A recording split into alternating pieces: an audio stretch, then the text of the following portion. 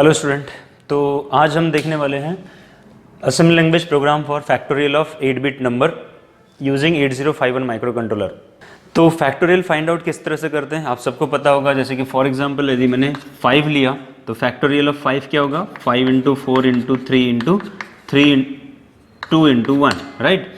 तो ये जो है बेसिकली मल्टीप्लिकेशन है और जो नंबर है उसको हर बार डिक्रीज करके उनका मल्टीप्लाई करना है, राइट।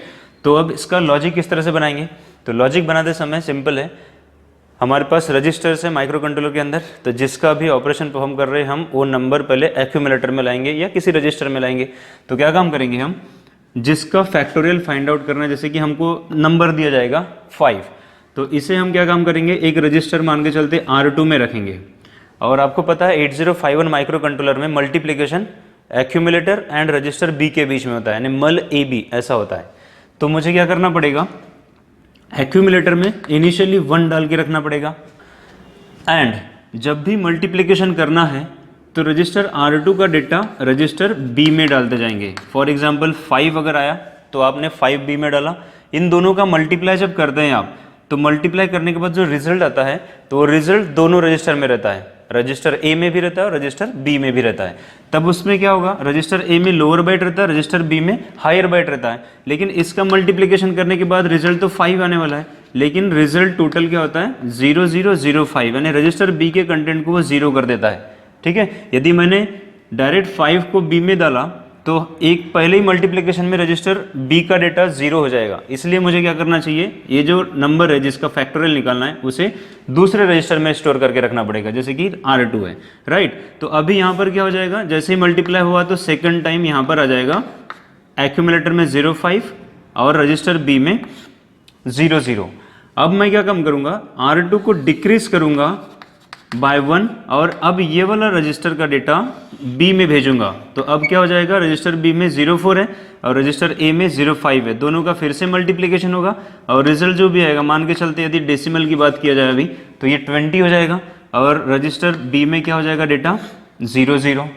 फिर से हम रजिस्टर R2 को 1 से डिक्रीज करेंगे और उसके बाद इसको कहाँ भेजेंगे, रजिस्टर B में, और फिर मल्टीप्लाई करेंगे इसके साथ। अब क्या हो जाएगा, मान के चलते 60 आ गया और यहाँ पर रजिस्टर B का डेटा क्या हो जाएगा 0। फिर आप रजिस्टर R2 को डिक्रीज करेंगे और ये कब तक करेंगे, जब तक कि R2 का डेटा 0 नहीं हो जाता। जैसे ही 0 हुआ तो हमें ये मल्टीप्लिकेशन यहीं पर स्टॉप कर देना है और आपका जो रिजल्ट रहेगा वो एक्यूमुलेटर में और रजिस्टर B में आ जाएगा। तो इस तरह से हमारा लॉजिक है। कंप्लीट करने के लिए इस लॉजिक के लिए हमें प्रोग्राम बनाना है। तो किस तरह से बनाए, जिस नंबर का फैक्टोरियल निकालना है तो वो हमें कहाँ पर मिलेगा, तो मान के चलते किसी मेमोरी लोकेशन से मिलेगा, यानी रैम से मिलेगा।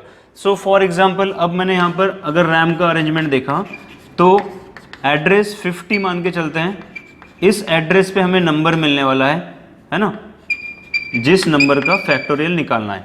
और उसके बाद हमें जो रिजल्ट रहेगा वो कहाँ डालना है, तो रिजल्ट डालेंगे हम 51 मेमोरी लोकेशन में। तो हमारा जो रिजल्ट रहेगा फाइनली वो कहाँ रहने वाला है, एक्यूमुलेटर रजिस्टर B में। तो यहाँ पर हम रिजल्ट डाल देंगे जो कि फैक्टोरियल रहेगा, राइट। तो चलिए अब पहला जो नंबर है हमारा जिसका फैक्टोरियल निकालना है, फॉर एग्जांपल इसमें मैंने 5 लिया है तो ये 5 कहाँ डालेंगे हम 50 नंबर के लोकेशन में। और अब वो प्रोग्राम के थ्रू माइक्रो कंट्रोलर के रजिस्टर में लाना है। तो किस तरह से लाएंगे, तो जब आप मेमोरी से डेटा रजिस्टर में लाते हो तो उसके लिए इंस्ट्रक्शन क्या लिखते हैं आप, मूव, अब ये काय में डालना है आपको, रजिस्टर R2 में डालना है। तो इनिशियली अब मेमोरी से डेटा रजिस्टर R2 में आता जरूर है, लेकिन यही प्रोग्राम यदि आप किसी असेंबलर या सिमुलेटर में एग्जीक्यूट करते हो तो उस समय में वो सिमुलेटर का, जैसे कि जिसकी बात कर रहा हूँ मैं 8051 की, तो उसका लिमिटेशन ये है कि मेमोरी का डाटा डायरेक्ट R2 में नहीं आता। इसलिए मुझे क्या करना होगा, मेमोरी से डेटा रजिस्टर A में लाना पड़ेगा और उसके बाद A का डेटा R2 में ट्रांसफर करना पड़ेगा। तो ये मैंने लिख दिया मूव A,50H। इसका मतलब क्या हुआ, डायरेक्ट एड्रेसिंग मोड के थ्रू हमने A में डेटा लाया, यानी 50 मेमोरी लोकेशन का डेटा जो है वो आया हमारा रजिस्टर A में। अब A का डेटा हमें R2 में ट्रांसफर कर देना है, तो मूव R2, A, राइट। अब A को क्या करना पड़ेगा, इनिशियली वो 1 दे के रखना पड़ेगा। तो 1 डालना पड़ेगा क्योंकि मल्टीप्लिकेशन करते समय यदि मैंने एक्यूमुलेटर में 0 डाला तो मल्टीप्लिकेशन क्या हो जाएगा 0। तो इसलिए मुझे क्या करना है, A में इमीडिएट 01 डेटा डालना है, मतलब जिसके साथ मल्टीप्लाई करवाना चाहता हूँ मैं, 1 से शुरू करेंगे हम। अब मल्टीप्लिकेशन B के साथ होता है, इसलिए पहले R2 का डेटा B में डाल के रखेंगे। तो हम क्या बोलेंगे, मूव b कॉमा R2। अब जिसका नंबर हमने रीड किया था अभी उसको हमने b में डाल दिया। अब दोनों का मल्टीप्लिकेशन करने के लिए इंस्ट्रक्शन क्या लिखेंगे हम, तो यहाँ लिखेंगे हम MULAB, मल AB में कॉमा या स्पेस नहीं देना है क्योंकि ये इंस्ट्रक्शन इसी तरह का है, राइट। अब इन दोनों का मल्टीप्लिकेशन होने के बाद रिजल्ट एक्यूमुलेटर में रहने वाला है। अब इसके बाद क्या काम करना है हमें, अब B रजिस्टर में तो डेटा 0 हो जाएगा क्योंकि हायर बाइट यदि नहीं रहा तो 0 हो जाएगा। तो अब R2 का डेटा को 1 से डिक्रीज करना है, 5 से 4 करना है और यदि चेक करना है कि ये 0 हुआ क्या, और यदि 0 नहीं हुआ होगा तो वापस B में भेजना है डेटा और उसको मल्टीप्लाई करना है A के साथ, राइट। तो अभी क्या करना पड़ेगा मुझे, decrease and jump if no 0 किसके ऊपर, R2, मतलब R2 का डेटा 1 से डिक्रीज करो और यदि ये 0 नहीं हुआ है तो जंप करो। मान के चलते मैंने लेबल लिख दिया अगेन, और ये कहाँ भेजना है कि R2 का डेटा रजिस्टर B में डालना है। तो R2 का डेटा कहाँ पर जा रहा है, रजिस्टर B में, मल्टीप्लिकेशन करने से पहले, तो हमें यहाँ पर भेजना पड़ेगा वापस, यानी ये हो गया अगेन, राइट। तो डिक्रीज करेंगे R2 को, 0 नहीं हुआ तो अगेन पे जाएगा, फिर क्या होगा, R2 का डेटा रजिस्टर B में आ जाएगा, उसके बाद A और B का मल्टीप्लिकेशन होगा और जो रिजल्ट आएगा तो वापस A और B में स्टोर होगा।